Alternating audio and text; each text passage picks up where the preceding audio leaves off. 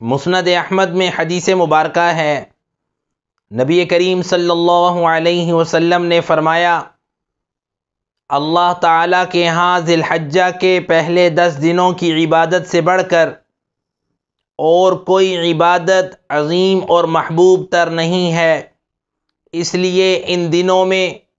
سبحان اللہ، الحمدللہ، لا الہ الا اللہ اور اللہ اکبر کثرت سے پڑھا کرو۔ حضرت حسین بن علی رضی اللہ تعالی عنہ سے روایت ہے،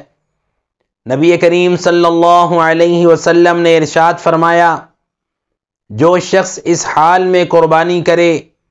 کہ اس کا دل خوش ہو اور وہ قربانی میں اللہ کی رضا اور ثواب کی نیت رکھتا ہو، تو وہ قربانی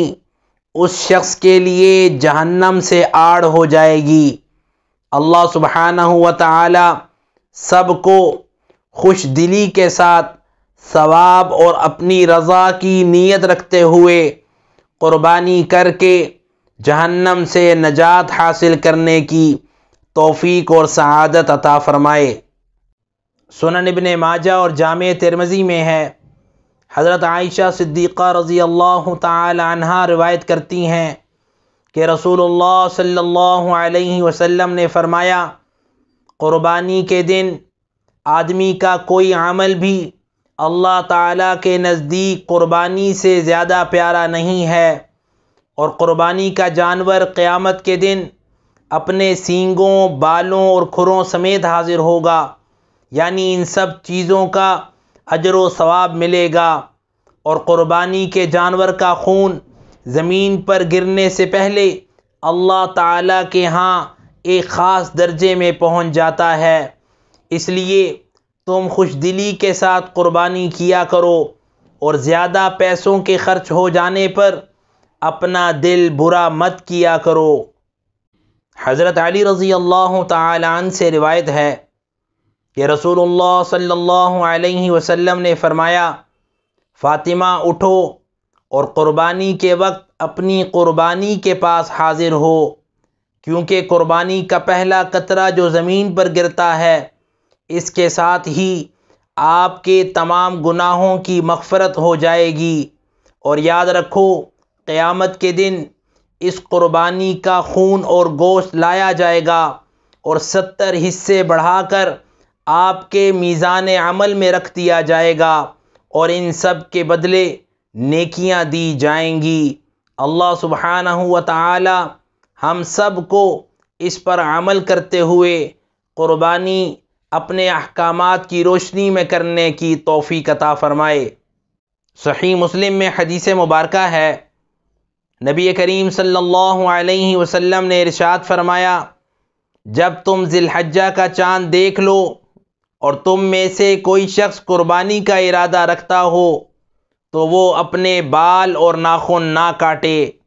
سنن ابی داؤد اور سنن نسائی میں نبی کریم صلی اللہ علیہ وسلم کا مبارک فرمان ہے، جب تم ذی الحجہ کا چاند دیکھ لو اور تم میں کوئی شخص قربانی کی استطاعت نہ رکھتا ہو، اس کے باوجود وہ اپنے بال اور ناخن عید کی نماز ادا کرنے تک نہ کاٹے، تو اسے بھی اللہ کی رحمت سے مکمل قربانی کا ثواب ملے گا۔ حضرت ابو قتادہ انصاری رضی اللہ تعالی عنہ سے روایت ہے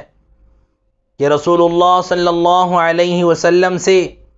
یوم عرفہ کے روزے سے متعلق جب پوچھا گیا، آپ صلی اللہ علیہ وسلم نے فرمایا، یوم عرفہ یعنی 9 ذی الحجہ کا روزہ گزشتہ 1 سال اور آنے والے 1 سال کے گناہوں کا کفارہ بن جاتا ہے، اس لیے آج ہی سے یوم عرفہ یعنی 9 ذی الحجہ کا روزہ رکھنے کا ارادہ کیجیے،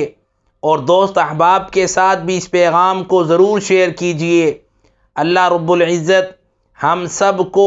ہر عمل آسانی سے کرنے کی ہمت، طاقت، توفیق عطا فرمائے۔ اکثر احباب یہ سوال کرتے ہیں کہ یوم عرفہ یعنی 9 ذی الحجہ کے دن روزہ رکھنے کی بہت فضیلت وارد ہوئی ہے، لیکن جس دن ہمارے ہاں 9 ذی الحجہ کی تاریخ ہوگی اس دن سعودی عرب میں عید کا دن ہوگا، تو کیا ہم روزہ رکھ سکتے ہیں؟ یاد رکھیں، ہر ملک میں جس دن 9 ذی الحجہ کی تاریخ ہوگی وہی دن یوم عرفہ کہلائے گا، اور اسی دن یوم عرفہ کا روزہ رکھنے کی فضیلت حاصل ہوگی۔ اس لیے ہمارے ہاں پاکستان میں اس سال 9 ذی الحجہ یعنی یوم عرفہ کا دن وہ 16 جون بروز اتوار کو ہے۔ آپ احباب اہتمام کے ساتھ روزہ رکھنے کی تیاری کیجئے۔ اللہ سبحانہ و تعالی ہم سب کو اس ماہ ذی الحجہ کے پہلے عشرے میں زیادہ سے زیادہ روزے رکھنے اور خوب عبادات کرنے کی ہمت، طاقت، توفیق اور سعادت عطا فرمائے۔